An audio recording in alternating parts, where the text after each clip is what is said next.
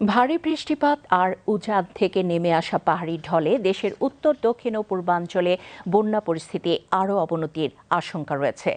চট্টগ্রামের সাতকানিয়া, লোহাগাড়া, চন্দনাইশ ও বাঁশখালী উপজেলার অসংখ্য গ্রাম বন্যার পানিতে তলিয়ে গেছে।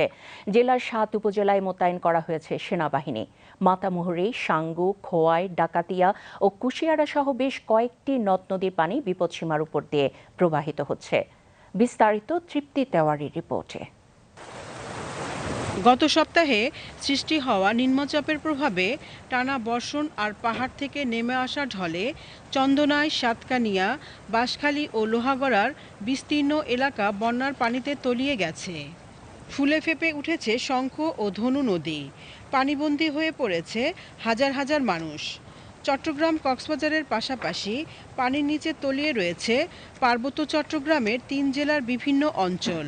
আগামী ৪৮ ঘণ্টা বৃষ্টিপাত অব্যাহত থাকলে বন্যা পরিস্থিতি আরও অবনতি হতে পারে বলে জানিয়েছেন আবহাওয়া অফিস।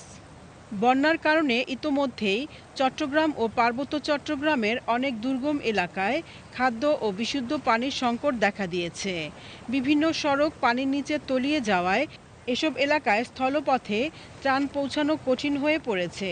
এই ধরনের এলাকায় নৌ ও বিমান সহায়তায় ত্রাণ পৌঁছে দেওয়ার প্রস্তুতি গ্রহণ করা হয়েছে।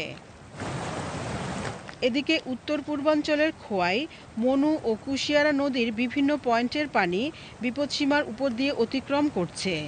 এর মধ্যে সুনামগঞ্জের মারকুলি এবং সিলেটের ফেঞ্চুগঞ্জ পয়েন্টে কুশিয়ারা নদীর পানি বিপদসীমার উপর দিয়ে প্রবাহিত হচ্ছে।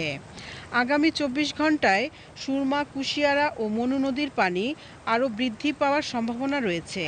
এতে কুশিয়ারা ও সুরমা নদী সংলগ্ন সিলেট ও সুনামগঞ্জের নিম্নাঞ্চলের বন্যা পরিস্থিতি আরও খারাপ হতে পারে।